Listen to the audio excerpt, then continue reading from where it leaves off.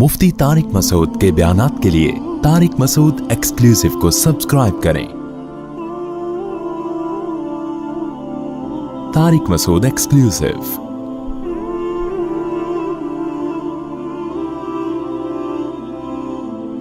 देखिए, 3 तलाक़ें देने के बाद बीवी हराम हो जाती है। अहले हदीस से फतवा लेना इस मसले में जायज़ नहीं है। अहले हदीस हमारे भी बहुत सारी दोस्ती हैं, उनसे बयान भी सुनते हैं, अक़ीदत मोहब्बत का एक ताल्लुक़ है। लेकिन तलाक़ सलास के मसले में अहले हदीस का मज़हब बिल्कुल बातिल है। ये इजमाई मसला है, ये इख्तिलाफ़ी मसला बनाया गया था नहीं। किसी एक सहाबी से कोई एक ज़ईफ़ हदीस भी नहीं दिखा सकता कि जिन्होंने एक मजलिस की 3 तलाक़ों को रुख़सती के बाद एक मजलिस की 3 तलाक़ों को एक कहा हो। सहाबा का इजमा है। ये हजरात कहते हैं कि हज़रत उमर ने ये सियासतन कहा था कि 3 होंगी, तो सियासतन में भी हलाल बीवी को हराम कर देना ये सियासतन मुमकिन नहीं है। ये तो तहरीफ है दीन में, इससे बड़ी तहरीफ तो हो नहीं सकती। तो हज़रत उमर ऐसी तहरीफ कैसे कर सकते हैं कि हलाल को क्या कर दें, हराम। अगर 3 एक होती हैं तो जो हज़रत उमर ने 3 के दौर में जिसने 3 दी थी उसकी बीवी हलाल थी ना। हज़रत उमर ने क्या कर दिया, हराम। और अब वो औरत किसी और से निकाह कर रही है, उसके लिए हराम थी लेकिन उसके लिए क्या हो गई, हलाल। तो इतनी बड़ी दीन की तहरीफ हज़रत उमर करें ये मुमकिन नहीं है।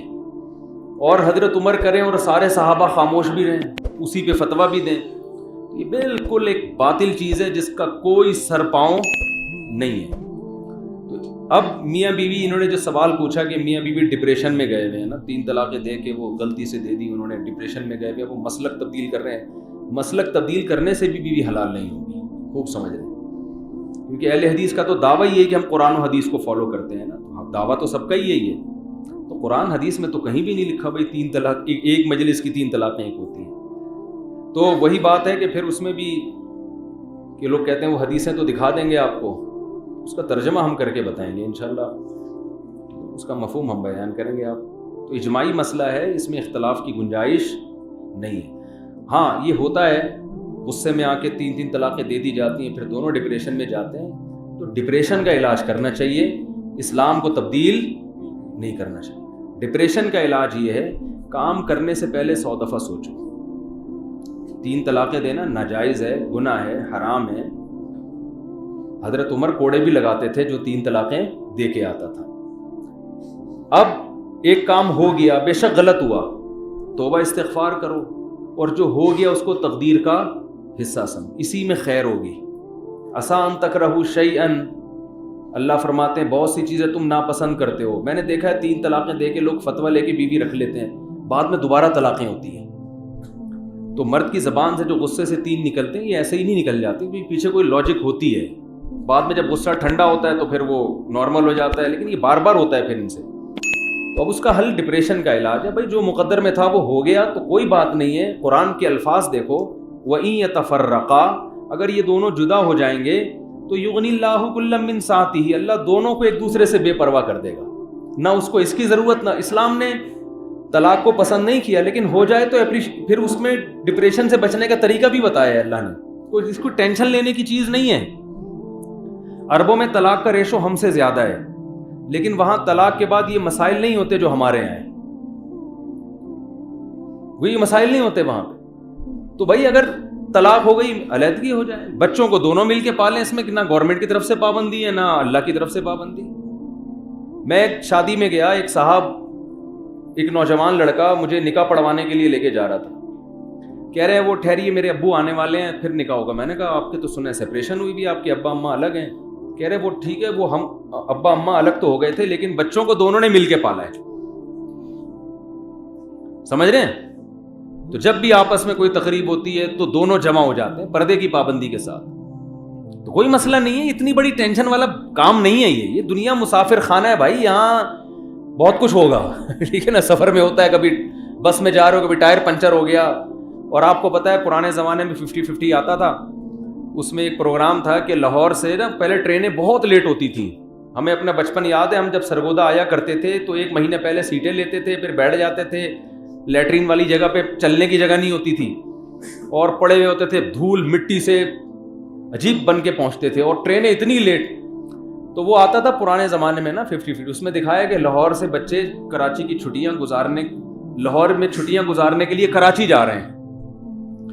انہوں نے پینٹیں پہنی ہوئی ہیں اور ایک ان کے میں جوان بھی ہیں. اب یہ کہاں جا رہے ہیں؟ لاہور سے کراچی چھٹیاں گزارنے نا. تو لاہور میں ان کا انٹرویو لیا، کہاں جا رہے ہو؟ جی ہم کراچی جا رہے ہیں. ٹرین جب کراچی پہنچی ہے تو بچے بڑے ہو چکے تھے، ان کی جو پینٹیں ہیں وہ نیکر بن چکی تھیں اور جوان بڈھے ہو چکے تھے. ایک تو ایسا بوڑھا ہو گیا تھا کہ وہ جب کراچی ٹرین پہنچی ہے تو اس نے کھڑکی سے ہاتھ باہر نکالا، ہاں بھائی کراچی آ گیا. اس نے کہا آ گیا، یہ کہا اور مر گیا بیچارہ. یعنی اس کی عمر وہیں، سمجھ رہے ہو؟ تو مسافر خانہ ہے نا، ٹرینیں بھی لیٹ ہوں گی، گاڑی کا ٹائر پنچر بھی ہوگا، راستے میں حالات بھی. ابھی ہم زیارت سے آ رہے تھے، وہ کوئٹہ کے آگے ہے نا زیارت، راستے میں کوئی قتل وتل ہو گئے تھے، وہ لاشیں انہوں نے روڈ پہ رکھی ہوئی تھی. ہم بھی رک گئے وہاں، رات کا اندھیرا، پھر ٹھنڈ بہت اور خشکی اور کچھ سمجھ میں نہیں آ رہا. پھر کوئی مفتی صاحب نہیں اور کوئی کچھ بھی نہیں. ویسے تو ہر آدمی کھڑے ہو کے سیلفیاں لے رہا ہوتا ہے. میں نے کہا شاید کوئی یہاں کے آئیں گے وڈیرے سیلفیاں لیں گے. ہم کہیں گے بھائی سیلفی چھے دوں گا تجھے، مجھے نکال دیں یہاں سے. نہیں جی، وہ قتل ہو گیا، ظاہر ہے، وہ تو احتجاج کر رہے تھے. تو کئی گھنٹے وہاں ہمارے گزرے.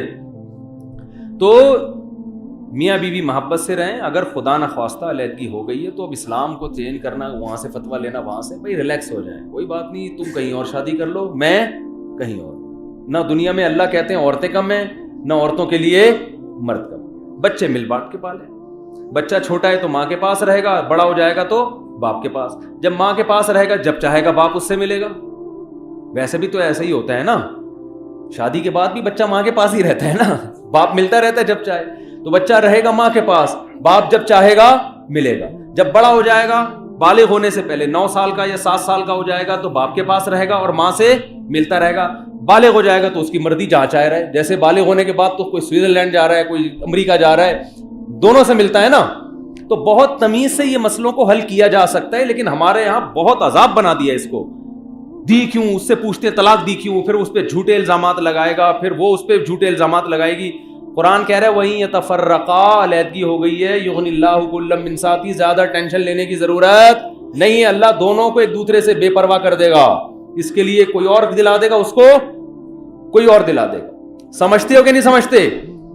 ہاں، اس کو کوئی اور مل گیا، اس نے وہاں شادی کر لی، میاں بیوی کا ریلیشن بھی ہو گیا.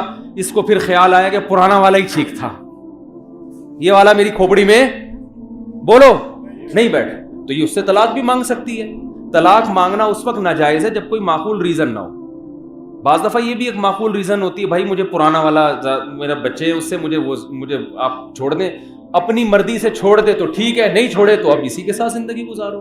سمجھ میں آ رہی ہے بات؟ چھوڑ دے تو ٹھیک ہے، عدت گزار کے پرانے والے سے کرو یا کوئی نیا مزید کوئی نیا تلاش کر لو. اس میں اسلام نے کھلی آزادی دی ہوئی ہے. ہم ہندوؤں کی طرح ہمارے قوانین نہیں ہیں. بہت اسلام نے نکاح کے معاملے میں بھی، طلاق کے معاملے میں بھی. قرآن کے الفاظ کتنے خوبصورت ہیں. امساکم بمعروف، تمیز سے رہو، نہیں رہ سکتے تسریح باحسان، تمیز سے علیحدگی اختیار. نہ مار دھاڑ کرو طلاق کے وقت، آرام سے تمیز، چلو بھائی نہیں رہنا چاہتے، مسافر خانہ ہے. لیکن وہ فلمیں دیکھی ہوئی ہیں نا انڈین، ہم ایک دوسرے کے لیے بنے، both are made for each other, ہم کبھی جدا نہیں ہو سکتے. ہم بھائی تمیز سے رہو تو واقعی جدا نہیں ہونا چاہیے. نہیں رہنا چاہتے چلو بھائی آرام سے، شاباش. تو یہ اتنا زیادہ ٹینشن لینے کا نہیں ہے. صحابہ میں تو ہوتا تھا، بچے بھی پلتے تھے. حضرت عمر نے اپنی زوجہ کو طلاق دی تو بچوں کا مسئلہ ہوا کہ کس کے پاس رہیں گے. حضرت ابو بکر نے فیصلہ کیا بچے ماں کے پاس رہیں گے. حضرت عمر کے ہاتھ میں فیصلہ نہیں کیا، آپ ملتے رہیں جب چاہیں اس سے ملیں. بلکہ حضرت ابو بکر نے فرمایا کہ ماں کی جو تھوک ہے نا، اے عمر تیرے شہد سے بہتر ہے. باپ شہد کھلائے بچے کو مزہ نہیں آئے گا، ماں کے تھوک میں بچے کو زیادہ مزہ آتا ہے. تو بچہ ماں کی گود سے چھینا نہیں جا سکتا، اور جب بڑا ہو جائے گا تو کہاں جائے گا. اب سوال پیدا ہوتا ہے بچوں والی سے شادی کون کرے گا، یہ بڑا مسئلہ ہے. تو بھائی بچوں والی سے شادی کر لو. بچے بولو بھائی بچے میں نہیں پالوں گا، بچے ان کا باپ ہی پالے گا، کیونکہ یہ میرا بچہ، یہ انسان کا بچہ نہیں، میرا بچہ کہاں سے ہو گیا. یعنی سوتیلا باپ تو یہی کہے گا نا، سوتیلے باپ کو تو دوسرے کا بچہ انسان کا بچہ نہیں لگ رہا ہوتا. اب وہ دوسرا آدمی شادی کیوں نہیں کر رہا ہوتا ایسی عورت سے، ابے کسی کے بچے پالنے پڑیں گے بھائی، وہ تو بھائی یہ تو نہیں ہو سکتا. تو بھائی آپ کہ یہ بیگم ہے, بچے جس کے ہیں وہ پالے گا. آپ بچوں کو ماں سے الگ نہیں کرو, یہ ظلم ہو جاتا ہے ماں کے اوپر. آپ کی بیوی بن کے آئی ہے, اس سے بولو بھائی ٹھیک ہے, جہیز میں جہاں بیڈ لے کر آئی ہو, صوفے لے آئی ہو, 2-4 بچے بھی لے آؤ جہیز میں, مجھے کوئی اعتراض نہیں ہے, ٹھیک ہے نا, کوئی مسئلہ نہیں ہے. ان کا خرچہ ان کا باپ دے گا, ان کے باپ بھی دے گا اس کا خرچہ. شریعت بھی کہتی ہے, پاکستان کا لا بھی کہتا ہے بھائی باپ دے گا خرچہ, ان کا باپ دے گا, ملتا رہے گا تو مجھے کوئی اعتراض نہیں ہے. تو ان مسائل کو بڑے آرام سے حل کیا جا سکتا ہے. لیکن ہم لوگ چونکہ ہندوستان میں رہے ہیں اور ہندوؤں کے ساتھ انہی کے کلچر, انہی کا مذہب ہمارے اندر سرایت کیا ہے کہ ہم نے ان چیزوں کو بہت بڑی بڑی ٹینشنیں بنا لیا ہے. میں خدا نخواستہ طلاق کی ترغیبیں نہیں دے رہا آپ لوگوں کو, اچھے بھلے گھروں کو نہ اجاڑیں. اگر نوبت یہاں تک آ گئی ہو تو ریلیکس ہو جانا چاہیے. تو میرا یہ بیان ان کو سنا دیں جو ڈپریشن میں گئے ہوئے ہیں نا میاں بیوی طلاق دے کے, ان کو سنا دیں کہ اتنی ٹینشن والی بات نہیں ہے. عورت عدت گزارے, کہیں بھی شادی کر لے, رہے اس کے ساتھ. اگر وہ چھوڑ دیتا ہے تو ایک الگ بات ہے.